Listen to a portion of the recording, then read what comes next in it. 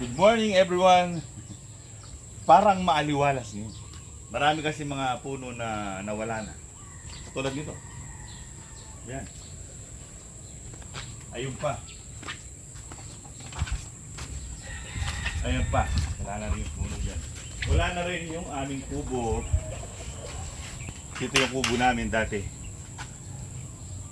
Oh, dito kami nakatira. Pero nasira na kasi. Dahil sa mahina na talaga siya. Matagal na yung kubo na yun eh. Nasa mga 20 years na siya. Pero nire-repair yun kapag may sira. Hanggang sa humina na yung pinakasahig niya. Yun ang pinaka huling ano niya, baraha yung sahig. Rumupok na yung pinaka support ng sahig niya. Pero yung bubong pinapalitan nyo kaya tumagal. Mga dingding.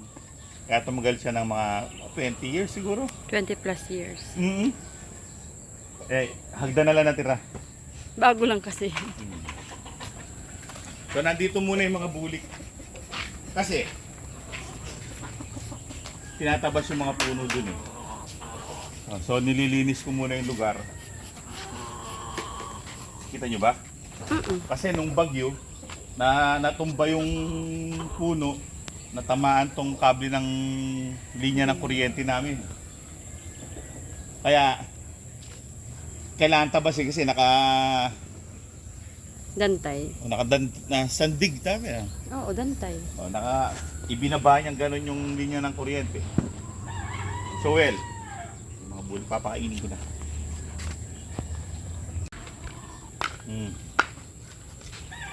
Kada gabi, binabrush ko yan. Nagmamadali na. Mabali na si Bradley. Kaya, alam mo, laging bago yung kainan. Pero hindi, binabrush ko lang kapag gabi. Brush tubig lang, wala naman sabon. Pero ano, once a week or twice a month, kung kailan ko feel na marami na sila masyado, sinasabunan ko naman. Disinfect.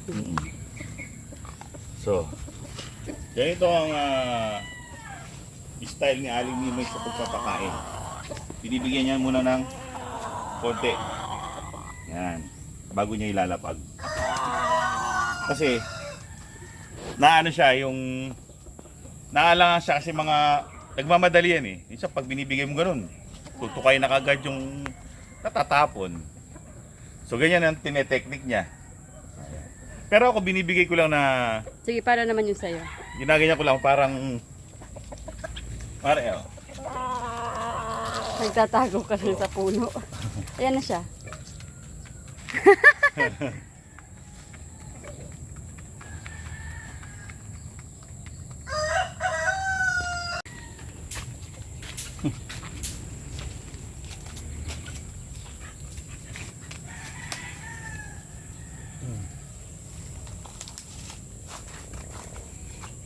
yan ang kanyang drinks. Inom na yan.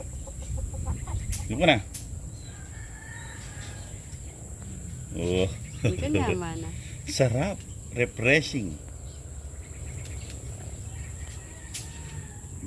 Ang kapal ng dahon. Mamaya babalikan niya yan. Ito rin. Minsan, ganyan yan sila nagtitira. Minsan man, gutom na gutom. Kaya nire-read mo yung ano nila, yung appetite nila. Ngayon kapag hinayaan mong ganyan yan, minsan naman nilalanggam. Yan. Pero ako, magpapakain na ako niyan. No? Pakain na kami. Kapag bumalik ako, meron pa yan, tatanggalin ko na. Kasi lalanggamin. Or, hindi na magiging malalanggam. Judging pag mabarog ka, Ken. Kaya pala minsan namamalo si Judge. Kahit mugmug, wala eh. Kaya pala si Judge minsan namamalo. Oh, yan na, yan na. Ala ka, sige. Bumubumbay din pala to. Napapansin ko sa manok yung kapag straight comb sila, yung malalaki ng big, gumagano sila. Parang bumbay. Bumubumbay sila. Lalo na si Hulk. Lagi nagaganyan.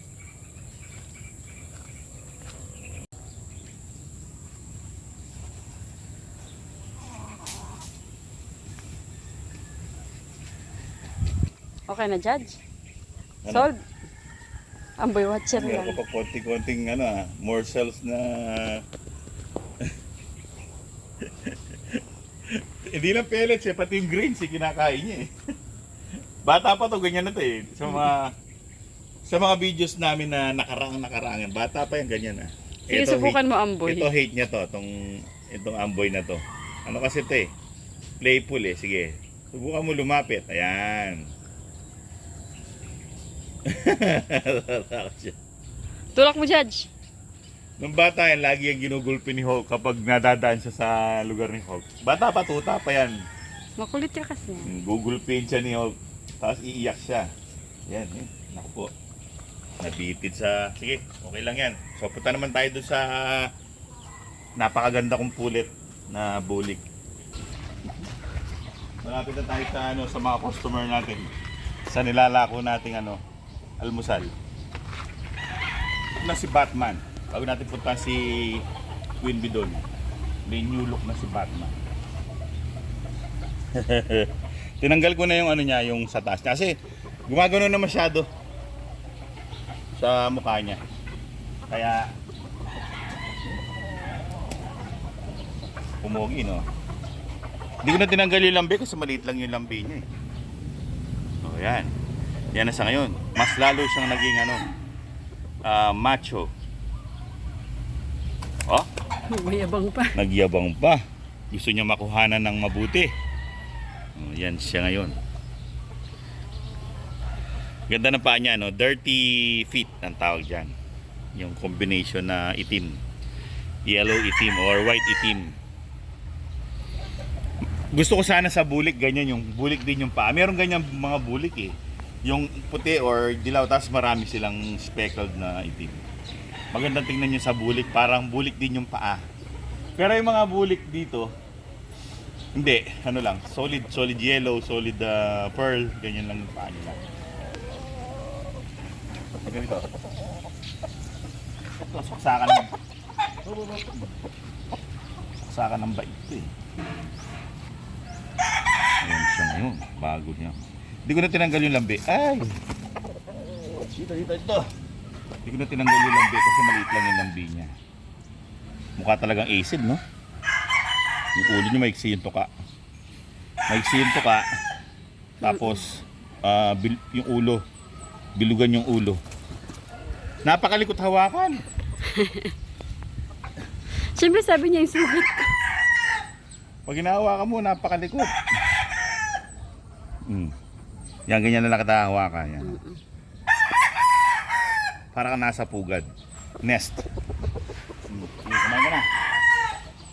Babay chan. So, punta na tayo kay Queen Bee muna.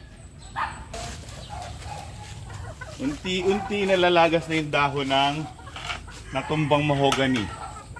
Nagtabas na ako. Pero inuna ko muna yung doon. Yan. Inuna ko muna yung mga, di ba, makapal dito. Ayan, pinagtatabas ko na. Ito na yung, pero hindi pa ako tapos eh, meron pa, yan pa. Pero yung mahogany, di na yan. Ito lang. Sa kable kasi. O yung dumadantay dito, tapos next na yan. Pero actually parang maganda siya dito. Kasi hindi pwede. Pero hindi pwede. Kasi biglang lumilim ng konti. Di ba? Hindi pwede kasi yung Ay, hindi wire pwede baka biglang matumba O, yan. tingnan mo. May mamadali na to. Ito, mga dalawa kong pambulik yan, pambulik. Ito, kay Rudy. Ito naman kay baka kay 2 or kay 5. Depende. Depende sa kabaitang papakita nila. Kung sino yung worth it. Nasisira magano? na yung inuman niya, oh. Na? Nasisira na pa yung inuman niya. Ito, pero syempre, okay pa yan. Ma-maximize yung kanilang use. Inom pa yun ng vitamin. 4 times a week magba-vitamin sila. Ito galto. Napakagandang ulit niyan, no? Maliwanag lang siya kasi maaraw. Sexy. Naliwanag ba sa video? Na ano lang siya, yung Dito ko kumuha reflect. Yan. Yan si Queen Bee. Mas malaki si Queen Bee. Halos dagdagan mo ng 1/4. 1/4 or oh. Ang laki oh. Ang ganda pa ng paa. Yung pagka-yellow ng paa, ang ganda. Oh. Ang ganda rin ng pagkabulik niya. Siyempre, last but not the least, ang aking si Rudy. Naglulugon. Walang buntot. Yan ang gusto kong favorite kong kulay sa bulik. Well, mga kaibigan, yan ang aking umaga sa aking mga bulik hanggang sa susunod na episode. Maraming salamat sa inyong panonood. Paalam!